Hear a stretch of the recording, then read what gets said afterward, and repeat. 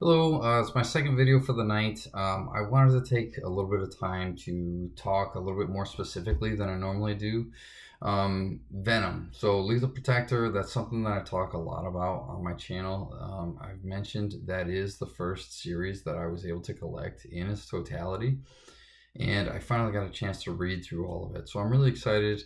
I wanted to tell you guys a little bit about it. I'm going to try to not spoil too much of the storyline or anything in case you haven't. If it's something that you're looking to get into, I would definitely recommend it. But I did read through the whole thing. It is a run of 6 issues. I did really like it. Now, comparatively, the storyline, I can't say whether it was good or bad or indifferent. I haven't done this before, so this is the first series that I've really read. I thought that it was good. I don't know if it is good. Plenty of people talk about it. They made movies about it, so I mean, I would have to imagine that it's at least decent. But from an expert perspective, I don't know. I read all 6 of these. I was pretty excited when reading through because, as I mentioned before,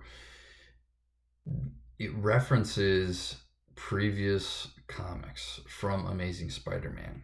It references them quite a bit, at least probably once or twice in every issue. And if you're not paying attention, it starts to seem like there's a lot. That there must be a lot going on. Now I'm sure that there is.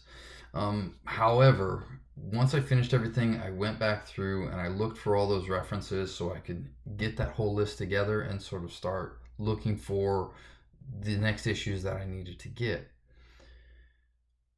I found that of all of those references, only one was for something different. Almost all of them were for Amazing Spider-Man 375. So obviously that's something that I am going to need to get whenever I get a chance. The other one was 315.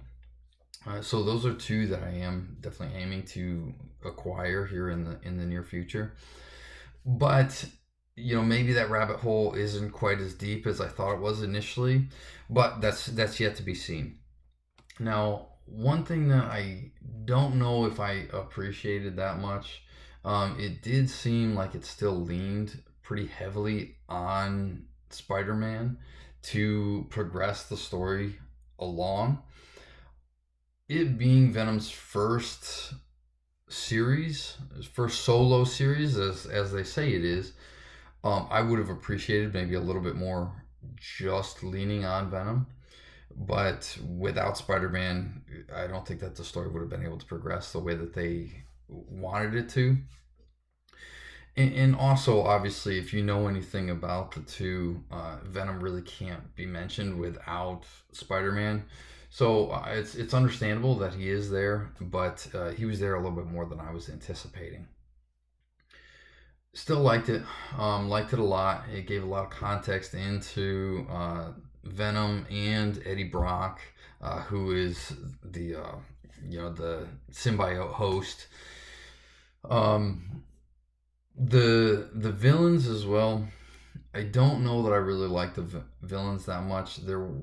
They weren't super villains. It was kind of just a rich guy who had a vendetta against Eddie Brock and Venom. So it was still an interesting story, but I would have liked to seen something a little bit more dramatic, maybe. Now, at the end of 6, it does talk about the next series to come out. That was Venom Funeral Pyre. Looks like it's a collaboration with the Punisher, so I think that that'll be a really interesting story. I'm excited to get into that. That's going to be the next one. I really want to try to get some more full sets. A lot of people, it seems like, are just sort of go for singular issues, maybe key issues or anything. But to me, at least from my experience with this, it does seem like it's going to be a full series most of the time. So if you just buy a singular issue of a series, you'll get a part of that story. But to get the full context of what's going on, it might be a little bit more difficult. to really appreciate everything that's going on until you can collect that entire series, whatever it is. So next up, I'm going to do Funeral Pyre, but I'm also going to, as I've mentioned, I'm going to look for the Punisher as well. Maybe see if I can find something else that's kind of easy to pick up and sort of start building out the storyline from there.